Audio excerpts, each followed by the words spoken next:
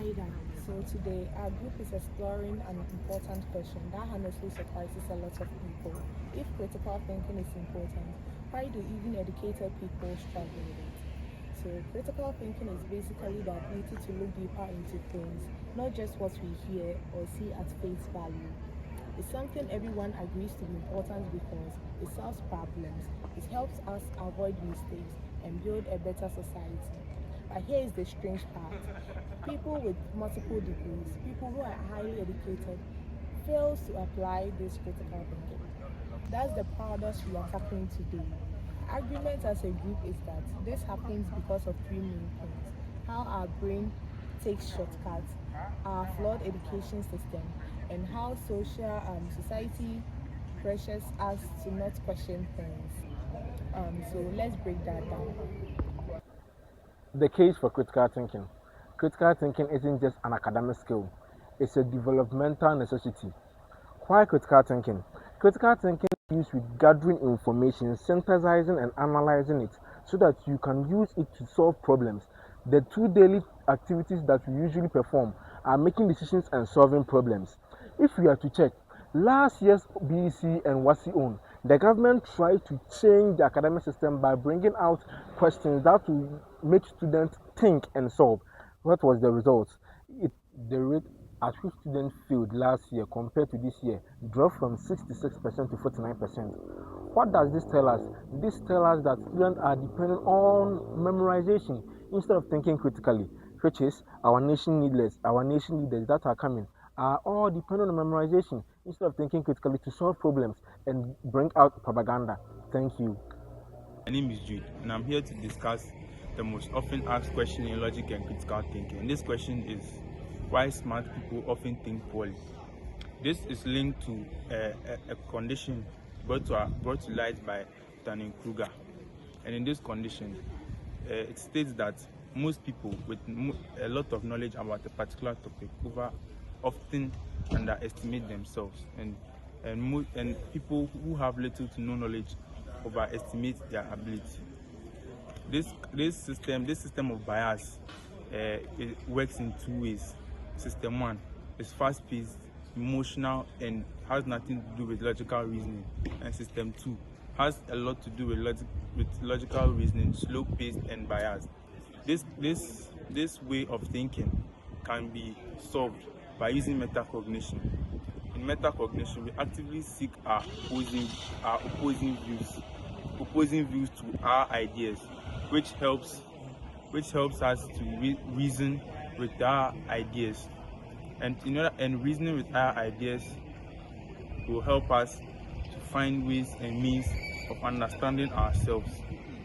And another way to think about metacognition is thinking about how we think. Thank you. Hello everyone, I'm Stephen Apia Bones, and I am here to present on educational and social barriers, how echo chambers, rule learning, authority, and culture prevents critical thinking. One, rule learning. From childhood, we were taught to behave according to our positions. Why a teacher should go to the class and teach students without questioning these rules, it hinders critical thinking. You accept some ideas and decisions of high authorized people in the society. Such authorized people are teachers, leaders. Without questioning these decisions, this prevents us to think critically. 4. Echo chamber. This normally happens on social media. People follow those who have the same ideas and share the same ideas together, and ignoring those who do not share the same ideas and put them apart. To think critically, one has to investigate on both ideas and also research on both ideas to make the proper decision. Critical thinking and education. Going to school, having a degree doesn't mean a person thinks critically. Somebody might have gone to school, have all the degrees in the world, yet still doesn't gather information to synthesize, evaluate, and make decisions to solve problems.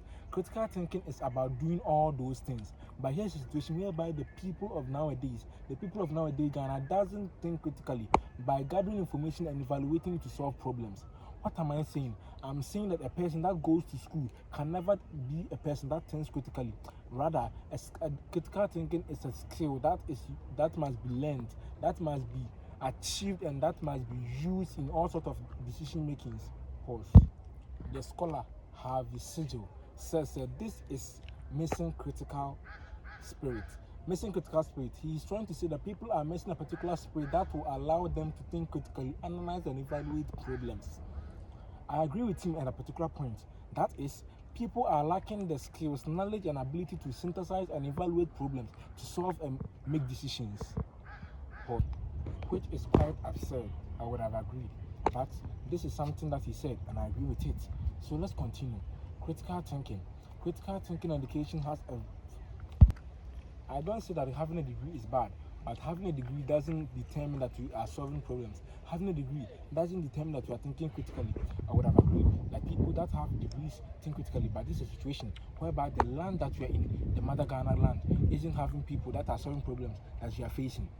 So I can say somebody having a degree means the person learned a particular field, but somebody that thinks critically doesn't learn just a particular field, but learn how to solve problems, synthesize, evaluate, and analyze certain things that will be beneficial to the development of Ghana, a nation as a whole. Thank you very much.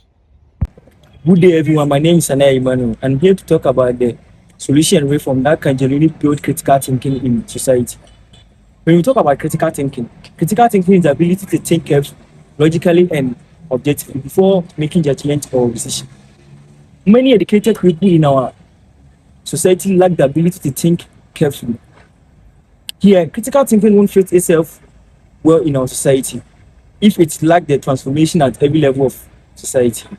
In that way, they encourage students to challenge ideas, not just absorb them. We must embed digital and media literacy in schools and communities. The people need the tools to spot misinformation and think critically about the content they consume every day. In our workplace, we must reward those who question reason, not just who follow them.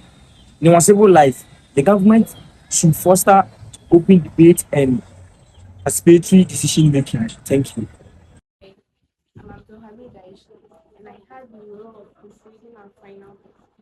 Going through everyone's work gave me a real appreciation for how this assignment practice and acting what it was teaching us. As a group, we learned that critical thinking isn't something that happens automatically.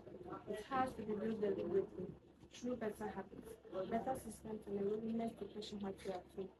We also learned the value of teamwork and communication, since coordinating 10 people with different schedules and strengths was a critical thinking exercise in itself. Overall, this assignment didn't just teach us about critical thinking, it pushed us to actually practice it. Okay, so I go by the name Prince Macvina Sapon, and I'm here to talk about the conclusion. In conclusion, the difficulty of applying critical thinking comes from cognitive biases, educational systems, and social pressures. Critical thinking is not just about intelligence, degrees, it's about mindset and practice. For real change to happen, schools, families, and societies must encourage questioning and independent thoughts. Until then, critical thinking will remain something we understand in theory but struggle to pay attention to in real life. Thank you for listening. Okay, good day. To bring everything we've discussed today into a final focus, we started our presentation with one of the deeply related questions, that is, critical thinking is important. Why is it that the so-called educated people can't think critically? So the parables of critical thinking is because no single factor is responsible. It is a combination of how the brain works and how we are taught and how society treats people who dare to ask questions.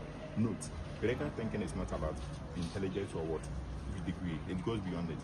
It is about the environment and the habit that either encourages or suppresses what independent thought. So for a real change to happen, it must happen on every level. Schools have to change its form of teaching, and people need to be more open-minded. 3. And society have to start rewarding people who question things instead of punishing them. So until all these changes happen, critical thinking will remain things of what of theory. but we struggle to practice it in our daily life. Thank you. My name is Joshua Salasi Bitia.